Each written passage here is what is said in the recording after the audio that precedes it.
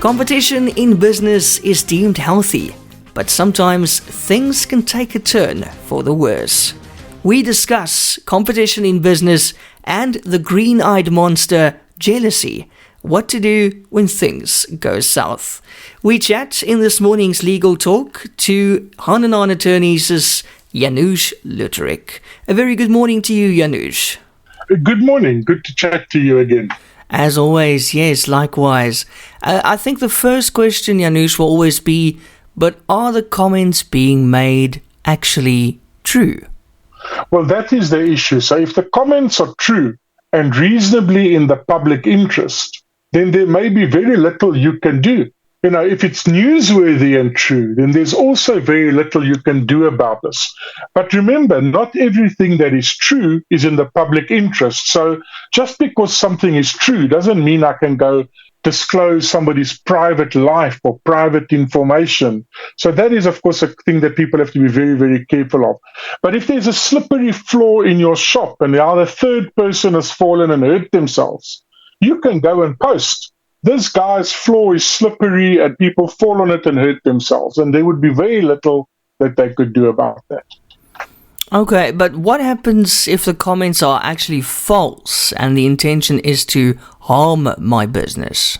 Yes, now we're getting to an interesting part. So in such a case, you may be able to take one of several actions depending on how and where the comments are made, and whether it is causing enough harm for you to spend money on going to court. Now, why I'm saying that is things that can irritate you are not often worthwhile the expense of going to court or actually spending money on lawyers to fight about. You know, I'm one of those lawyers that will tell you, don't fight things because it's on principle. You fight things because it makes commercial sense to fight them.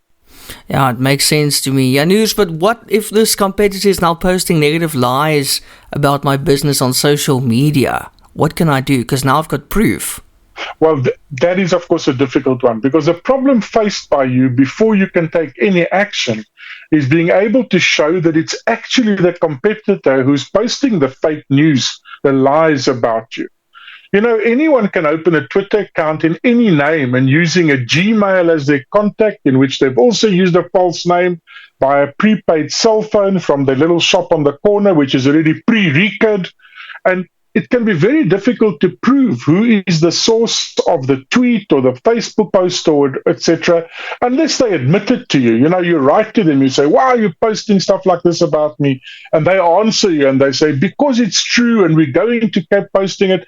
But if they deny it and say, no, I don't know what you're talking about, it must be somebody mischievous that's hijacked my Twitter handle and is posting these tweets to harm you, but also to cast me in a bad light, and maybe hoping that you sue me, and then the two of us end up in a fight, and actually this third person actually goes away laughing. So it's very difficult to prove that the person actually posting on social media is the person you think it is. It doesn't matter if they use their photo as their avatar, if their name is there.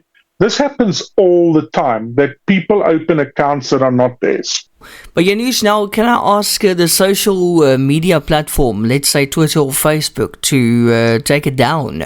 So all the social platforms I know of have procedures in place for taking down fake news, abusive posts, racist and violent threats, etc. But it takes a long time, and what aggrieves you may not reach the threshold of them closing the account or suspending the account of the poster of these messages. You know, they may say, well, they don't know. Maybe it's true. Maybe it's not true. It might be fair comment. But obviously, if those posts cross the line and now they are racist or they are threats of violence or something like that, then they probably will take them down, but you can expect to wait quite a long time for that to happen. Now things are getting just a little bit more complicated, because let's say the competitor is saying disparaging things about my business or products, but in their advertising, what can I do? Okay, so now we're getting to something that becomes closer to home and easier to deal with, because you can lodge a complaint with the Advertising Regulatory Board. The abbreviation is ARB, against any false or abusive advertising, and they will investigate it and make a ruling. The difficulty is that as a competitor lodging a complaint against another company that's competing with you, you have to pay the ARB to investigate your complaint. If you're a member of the public and you're lodging a complaint about an ad you saw and you're saying it's misleading, etc., then you don't pay for having the complaint investigated. But when one company lodges a complaint against another company at the ARB, then a fee has to be paid to the ARB. Okay, and let's say the comments are not just merely false and disparaging, but they're also racially abusive and they threaten violence. What can I do now? Yeah, so I dealt with a case like this a couple of years ago. And so first thing that one can do, and we did, is if you know who is saying these things, so I refer you back to what I said. If somebody posts on Facebook or social media racist, abusive threats and threats of violence and so on, and you know who it is, it doesn't help if it's just a made-up name and a picture of the puppy, because who are you going to lodge a complaint against? But if you know who it is, so first you can open an SAPS case and criminal charges can be laid. But this really leads anywhere, unless the threats are imminent violence or threats of mass violence, etc. Somebody posts, I'm going to blow up your shop. Now, I dealt with a case where somebody posted that the only way to solve this is to blow up the shop.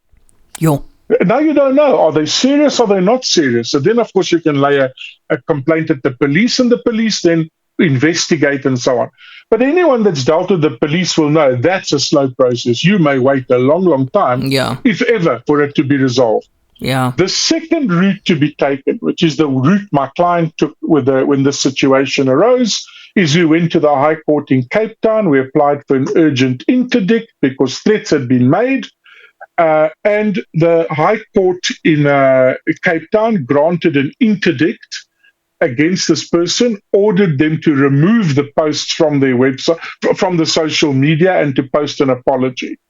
They were also ordered to pay the legal costs incurred by my client, because obviously my client had to go to court to get all of this done. But if no threats are made, if it's just disparaging comments, comments about how bad your business is and so on, then you're probably not going to be able to get an urgent interdict. In the case I did, literally, we started on the Tuesday and by the Friday we had a court order. In a normal case, it may take much longer, maybe several months, to get an interdict and to force them to remove it and then potentially claim damages from them. But it's costly. Unfortunately, going to court, you need attorneys, you need advocates, and it costs money. So although you may feel, I need to make sure this guy removes what he's saying about me, unless there's a real reason to do it, you're probably not going to spend the money.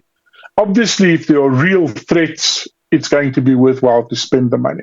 And then obviously you can try and claim any damages that were incurred because this person posted all these things. You've now lost clients. You've already got a court order that says they have to stop. The next court order you're going to ask for is for recovery of the losses that you suffered.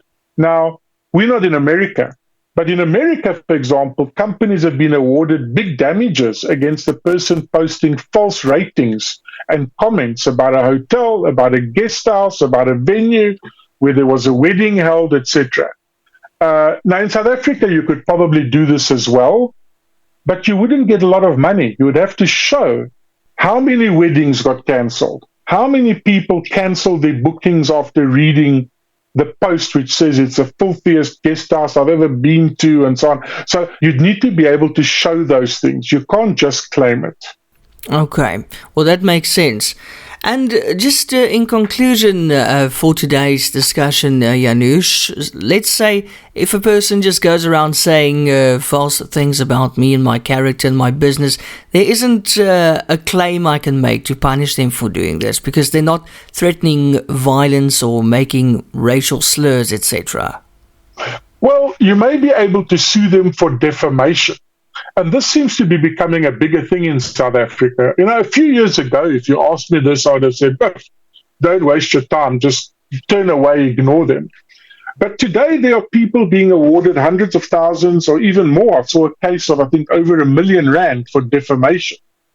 But it has to be, the statement being made really has to be false. It has to impugn your character and intended to harm you or your reputation. And of course, most importantly, all of these things are being said to third parties. Now, when you are posting it on social media, it's automatically being told to third parties. But if somebody just comes into your business and starts shouting at you and swearing at you and making all sorts of allegations about you to you, and there's no one else in the shop, there's no question of defamation because they haven't told anybody else. They've just told you. You could also sue them for damages under the principle of unlawful competition because it's not lawful for a competitor to try to get an advantage in business by spreading lies about a competitor. But again, you need to appoint an attorney, go to court, prove your case, prove your losses. And these things happen. Cases like this go to court regularly. But you need to know how much money is it that this whole story has cost you? How much business have you lost? And is it going to really be worthwhile to go after someone, more so if it might be difficult to prove it's actually them because all of this happened on social media?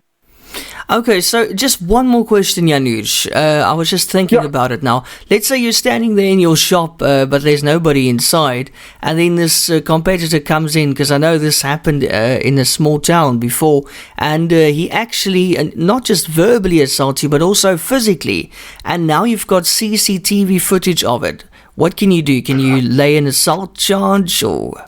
Oh, yes. So if they physically assault you, by the way, even swearing is a crimen injuria, I think they call it. I don't practice criminal law, but fortunately I did have to study this years ago and I studied to become a lawyer. So obviously if somebody assaults you, then it's not a matter of unlawful competition or defamation. It's a case of assault. It's a criminal charge. And it could even get to that if he didn't physically hit you, but swore at you, intimidated you, and it went that way. But definitely, defamation is if other people hear about it, but if he acts directly against you and physically against you, there are consequences. Exactly. And then if he sets your shop on fire, I suppose he could also go to jail or not? Oh, of course. But again, it all comes down to being able to prove he did it. Yeah. But there's no doubt at all. That's malicious damage to property. It could even go to the level of terrorism or something, depending on what the grounds are. If he's trying to extort money from you, it could be under the organized crime laws. There are many. Once you get to that type of situation, many different laws come into play. Let's hope it never gets to that stage, because that sounds like a horror movie on its own there. Oh, absolutely, absolutely. Janusz, as always, thank you so much for sharing your knowledge with us here on Legal Talk. We appreciate it very, very much. And until next time. Thank you very much, and all the best.